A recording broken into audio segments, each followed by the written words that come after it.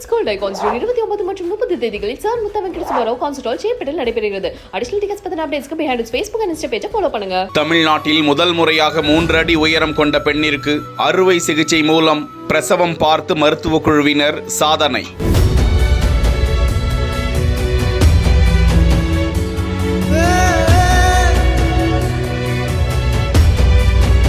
இந்த மாதிரி கேசஸ் வந்து ப்ரைவேட் ஹாஸ்பிட்டலில் கூட கொஞ்சம் தயங்குவாங்க. பட் நாங்கள் அந்த ரிஸ்க் எடுத்து we have done a graded epidural.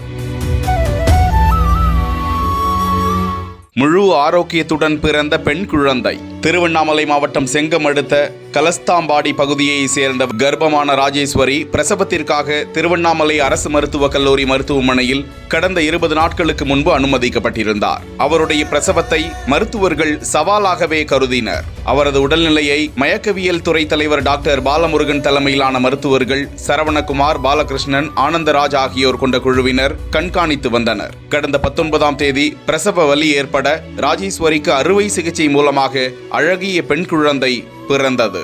தொடர்ந்து தாயையும் சேயையும் மருத்துவ குழுவினர் கண்காணித்து சிகிச்சை அளித்து வருகின்றனர். தற்போது தாயும் குழந்தையும் நலமாக உள்ளதாக மருத்துவர்கள் தெரிவித்திருக்கிறார்கள். சாதாரணமாக அறுவை சிகிச்சை மேற்கொள்ளும் போது முதுகு தண்டுவடத்தில் ஒரே டோஸில் மயக்க மருந்து செலுத்தப்படும் என்றும், ஆனால் இவருக்கு அது போன்று மயக்க மருந்து செலுத்த முடியாது என்பதால் தண்டுவடத்தின் கீழ் மயக்க மருந்து செலுத்தி அறுவை சிகிச்சையின் போது வலி ஏற்படாத வகையில் அவரது உடல் நலத்திற்கு ஏற்ப கொஞ்சம் கொஞ்சமாக மயக்க மருந்து செலுத்தி இந்த சவாலான அறுவை சிகிச்சையை மேற்கொண்டதாக தெரிவித்திருக்கும் மருத்துவர்களுக்கு பாராட்டுக்கள் குவிந்து வருகின்றன.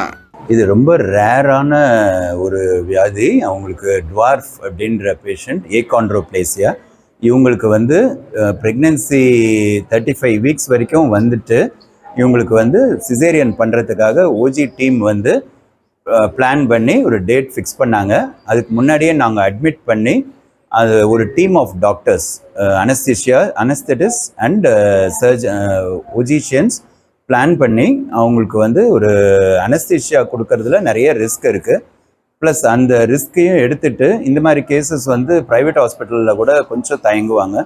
பட் நாங்கள் அந்த ரிஸ்க் எடுத்து we have done a graded epidural, segmental epidural மாதிரி கொடுத்து நாட் ஒன்லி அனஸ்தீஷியாவுக்கு மட்டும் இல்லை, ஆப்ரேஷன் முடிஞ்சதுக்கு அப்புறமாவும் 2 நாளைக்கு சுத்தமாக பெயின் ரிலீஃப் இல்லை.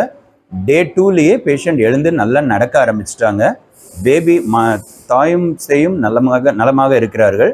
இந்த மாதிரி சர்ஜரிஸ் திருவண்ணாமலை டிஸ்ட்ரிக்டில் நம்ம ஹாஸ்பிட்டலில் பண்ணுறது இதுவே முதல் முறையாகும்.